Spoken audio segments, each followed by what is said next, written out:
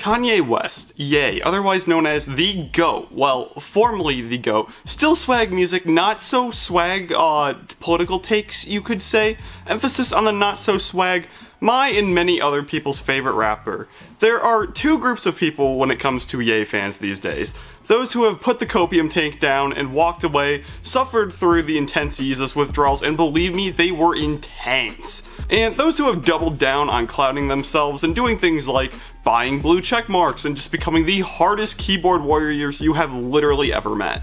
There are also those people that make the active choice to turn up Father Stretch My Hands Part 1 just a wee bit louder whenever they're in an argument with someone that doesn't like Kanye very much, and they make a completely accurate and totally correct point as to why his choices and actions may not outweigh the actual music he's made. Beautiful morning. Hey, to each their own, I get it, I swear, but there's a little tiny third group. Those of us who haven't lost complete faith in the man and still think that he's got a little bit left of the old Kanye in him that could still somehow turn around the absolute hell he's put his fans through, as well as himself. We still believe that there's a slight chance that some totally out of nowhere, unprecedented redemption arc could still happen that changes the world and everything, and he somehow undoes everything he's done on Twitter and what he did on the AJ show.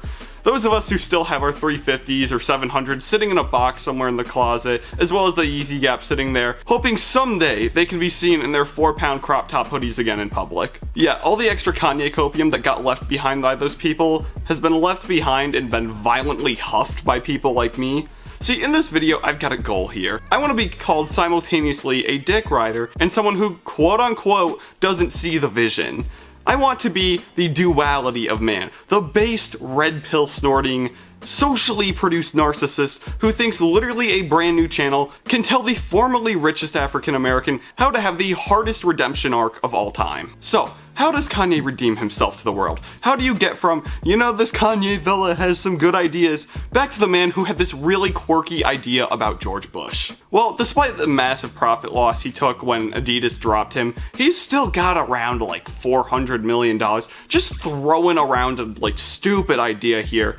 Dude could give like a tenth of his net worth back to causes that help fight anti-Semitism and do a ton of good before even opening his mouth. You know, 40 million could go a long way to really helping out the cause. Let's not pretend that money doesn't speak here, because it absolutely does, and some massive donation like that could really help out a lot. But hey, you know what's better than money? Words. And you know where a really good place to start would be? I'm sorry. Oh my lord. Like, crazy idea here. You know what would be a good follow-up to that too? I was wrong. Hell, he could even get a little funny with it.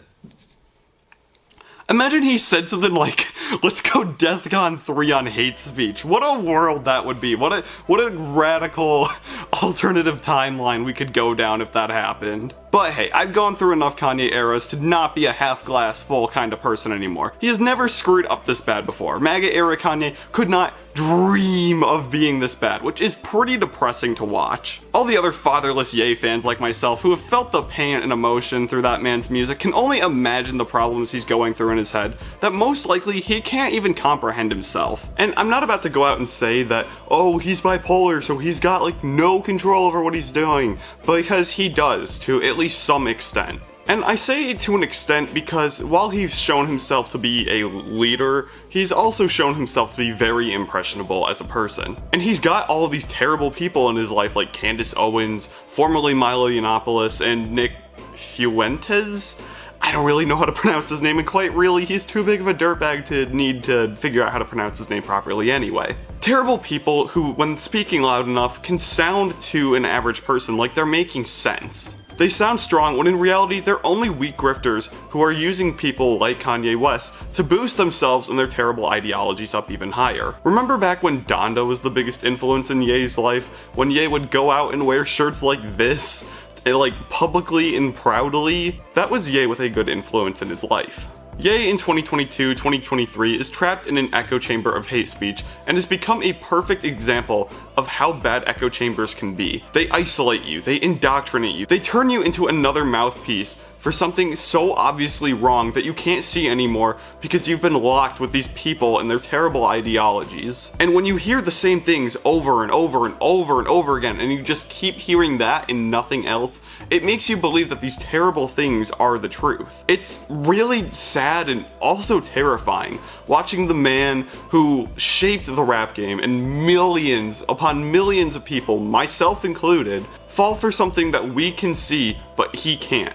It makes you want to scream at your phone desperately, trying to reach out and help him, because his music helped you, really. It's a side of parasocial relationships that doesn't get talked about enough. There really is a care between the viewer, listener, whatever you want to call it, and the person who made the content that you really love, that you've grown to love, that's changed your life. It's an empathetic side that really shows the viewer's humanity. And that's what's really sucked about watching Ye destroy himself. So really, how could Kanye redeem himself? Personally, I would like to think that he can redeem himself the same way he redeemed so many of us.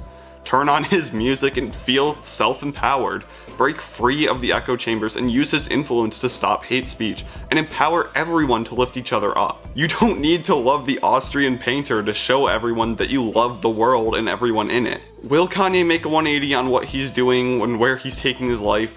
Who really knows? Anything is possible with him. He's shown that he can turn horrible things around before, but with what he said this time, he needs to personally, I think he needs to spend the rest of his life trying to undo the damage he's done over the last few months. I want to see my favorite artist change for the better, change the world for the better.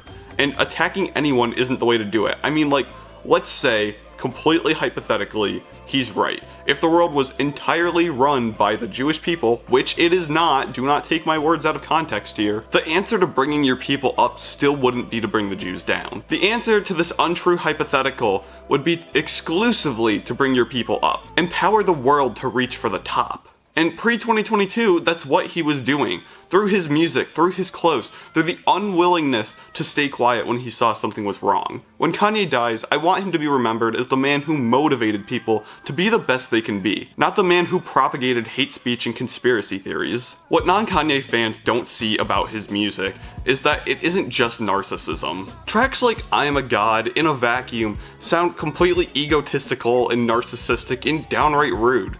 But the whole picture of Jesus breaks down the feeling of what so many go through every day. The internal struggle of just being human. Kanye's music made me a better person, and I can only hope he takes a bit of his own advice and changes himself for the better, to be the person we remember him being. And who is that person? Well, the man that made Graduation.